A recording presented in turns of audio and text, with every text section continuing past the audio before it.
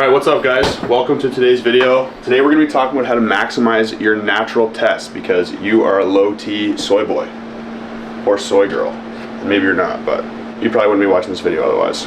Alright, so today's pre-stack is just going to be stim free because it's kind of late already. It's like almost 3 o'clock. So creatine, pump, which is stim free, and then collagen to help with my knees and all the fucking injuries I'm dealing with right now. Tendons, health is important. Transparent Labs, code Evan. Get with the move, get with the times. So as you guys can kind of see, I'm currently living in my aunt's apartment. I don't know if that's better or worse than your mom's basement, but yeah, this is where I'm just at for this month until Josh and I move across country to Alberta. But yeah, it's not ideal. We're making ends meet though. All right, so as you guys know, the approach that I take with everything is the stuff that actually works, but isn't necessarily the most like flashy or, you know, cool. So if you're watching this video because you think that I'm gonna have some type of like hack or some, you know, secret or like there's a cheat code supplement to maximize your natty test, sorry, that's just not how it works. If there was, I would obviously include it in this video, but there isn't one. That's not what you're gonna hear. What you are gonna hear though is stuff that actually fucking works, that is supported by the data, supported by the science, and you can reliably expect results from. So with that being said, the first thing, and probably the most important thing for maximizing your natural test production is sleep.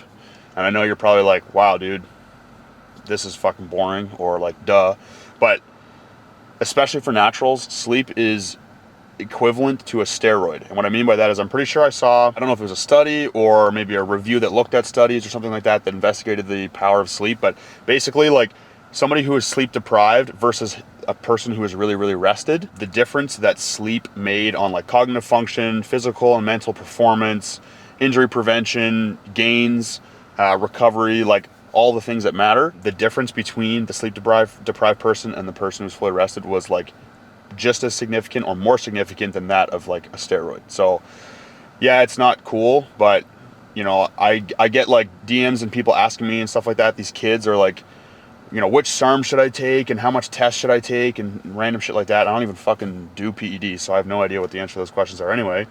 And they're the same fucking kids who are staying up till like 4 a.m. playing Fortnite or watching fucking TikToks. So if you're taking that approach, like that's your perspective, you're like looking for a supplement or something like that before you have something like your sleep in check, you're stepping over $100 bills to pick up pennies, and that thought process makes absolutely no sense.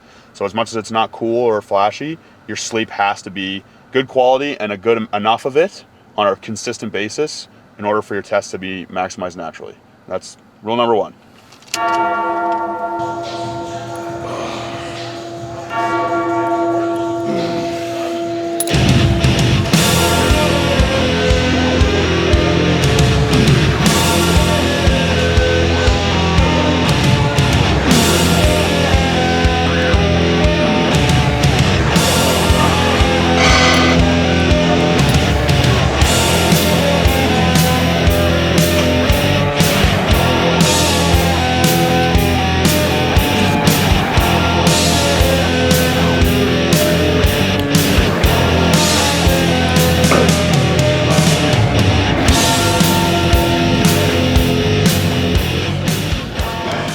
So rule number 2, and sleep was the most important, so that was number 1, but the rest of them aren't really in any particular order in terms of importance.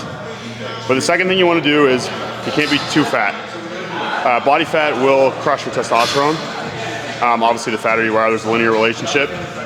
So that's partly because being too fat will inhibit a lot of biological processes that are, you know, indirectly related to higher testosterone. But then body fat is actually also just estrogenic in nature as well. Estrogen being the female sex hormone. Men also have it too, but basically body fat houses aromatase, and aromatase converts testosterone into estrogen. And so if you have too much body fat, you're gonna be converting a lot more testosterone into estrogen than somebody who doesn't have a lot of body fat. And if your body senses a high amount of estrogen in the body, it's gonna downregulate its own testosterone production. So you don't want to be fat. If you're trying to increase your testosterone, improving your body composition is one of the ways to do it.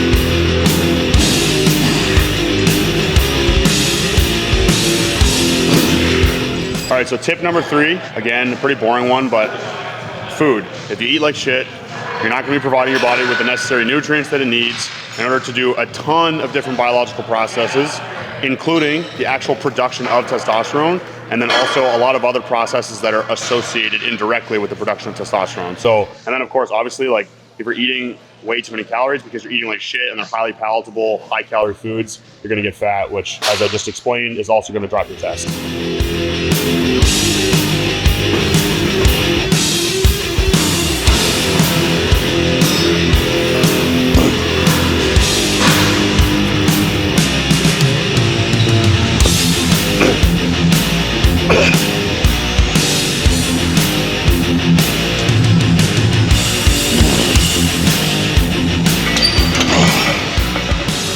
Fuck.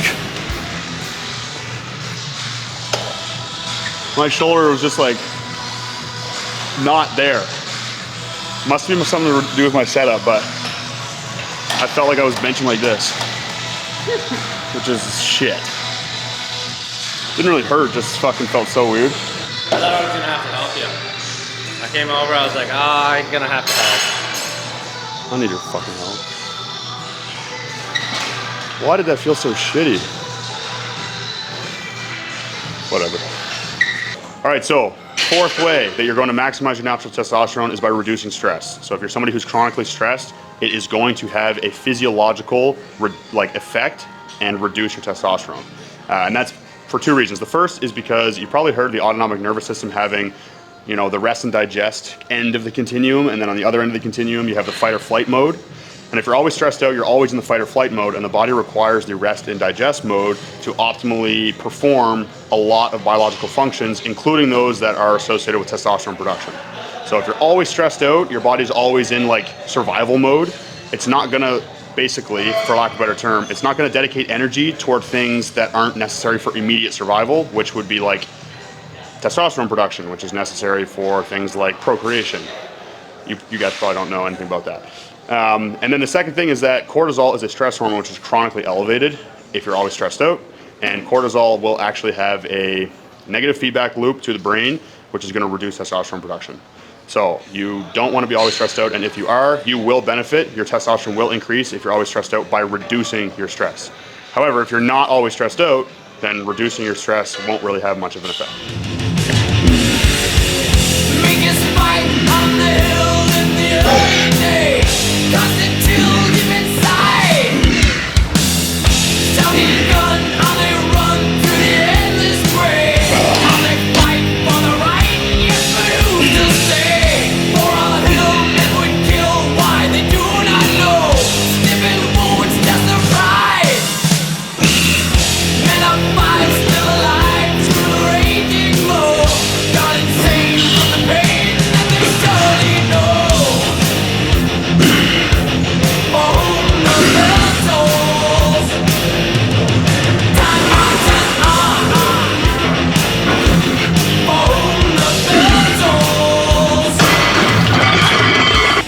All right, so the next thing that we're gonna talk about is natural supplements.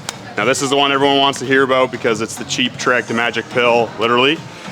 Supplements, honestly, aren't gonna do anything for you unless you are already low test. So if you're normal test, like me, for example, I just had my blood work done. It's like high normal, like just above middle of the mid-range. For me to take those supplements, I'm not gonna see any benefit from it. But if I was in a steep deficit, or I was really stressed out, or I was hypogonadal, or I just happened to be low testosterone relative to my actual test, then a supplement would help. So for example, ashwagandha. If you're chronically stressed out, that's gonna crush your test. If you take ashwagandha, it's gonna reduce your cortisol, and that is indirectly going to increase your testosterone.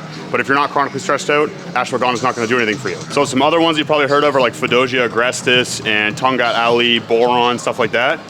Those are going to, again, help only if you're already low test. If your test is otherwise normal, they're not really gonna help. But for like I said, if you're in a steep deficit, dieting really hard, getting toward the end of a prep or a cut or something like that, it might be helpful.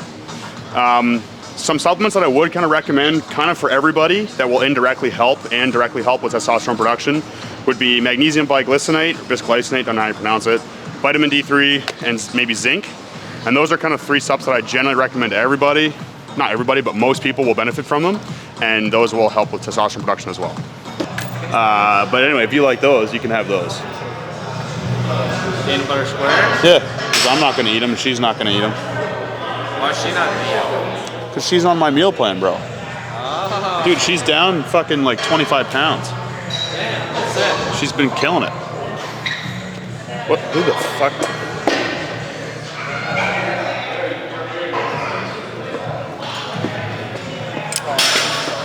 This is good for your test. I don't know who put that bitch weight on the fucking machine.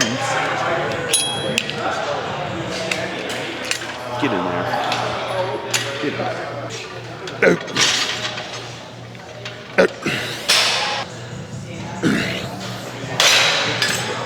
I'll full stack it. Oh yeah. Yes. And then we'll pop the top off or what?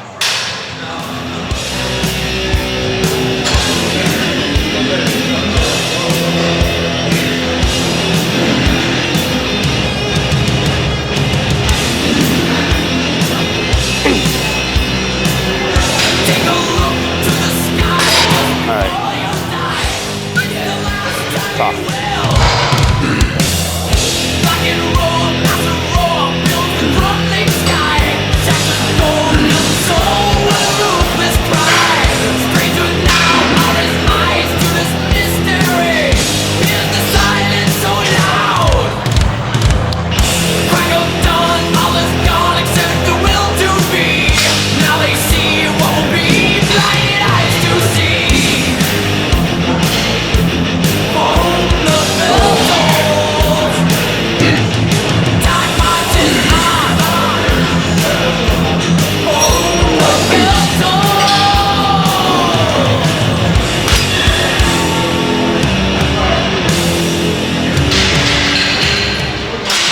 All right, so the last tip, guys, is this is kind of a bonus tip. Cut down on your alcohol and weed consumption. So some of you might be like, oh, I don't have to worry about that at all. That's great, good for you. But a lot of people don't realize how hard alcohol is on your testosterone. Like, depending on how much you drink, alcohol will obliterate your test for like 24 to 48 hours. It spikes your cortisol like crazy, destroys your sleep quality, which as we talked about earlier, is huge for testosterone production. So yeah, you don't want to do that. Also, all right, so the last tip, guys, poisonous, and it makes you fat because your body burns off down on your before it burns off other calories. So you're going to store fat and carbs as fat more easily. So yeah, moderation. We all like to go out and have a good time. You know what I mean?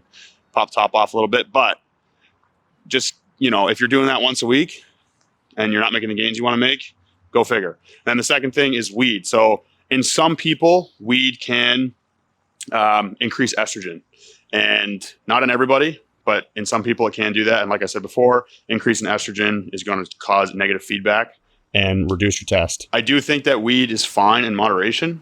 I mean, in larger moderation than alcohol. I think alcohol is objectively worse than weed.